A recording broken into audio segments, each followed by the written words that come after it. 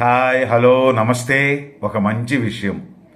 నీ జీవితంలో వెనక్కి వెళ్ళి నీకు జరిగిన అవమానాలు, నష్టాలు మార్చుకోలేకపోవచ్చు. కానీ నీ భవిష్యత్తుని తప్పక మార్చుకోవచ్చు.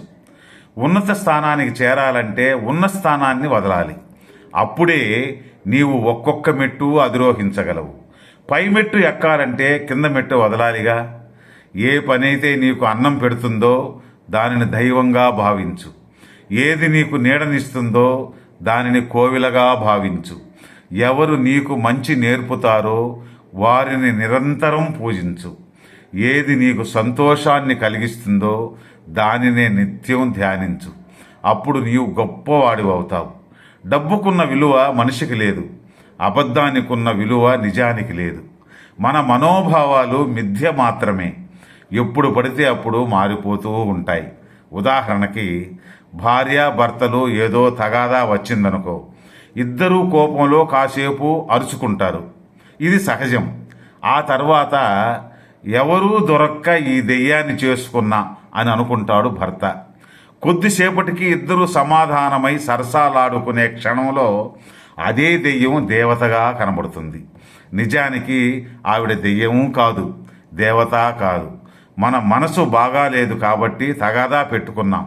కాసేపటికే దెయ్యం దేవతలా కనపడింది. మనం తగాదా పెట్టుకున్నాం కాబట్టి దెయ్యంలా కనబడింది. మళ్ళీ ఆనందం కలిగేటప్పటికీ దేవత అయ్యింది. మన మనస్సును బట్టి భావం కూడా మారిపోయింది. అందుకే మనోభావాలు ఎప్పుడు పడితే అప్పుడు మారుతూ ఉంటాయి.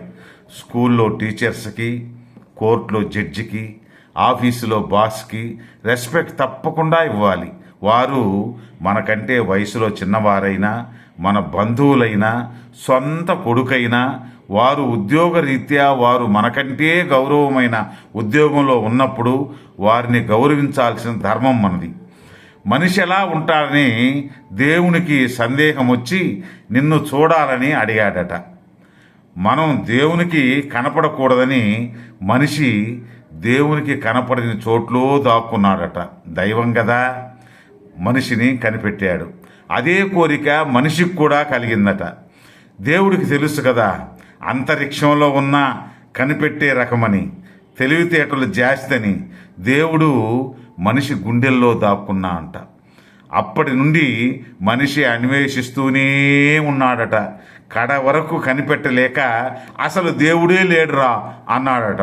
దేవుడు అందరి మనసులలో ఉన్నాడు మిత్రమా.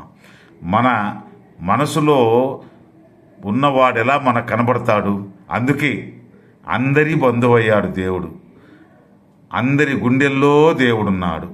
అందరి రూపాలు దేవుని రూపాలే. తెలుసుకో మిత్రమా, దేవుడు లేడు అనకూడదు.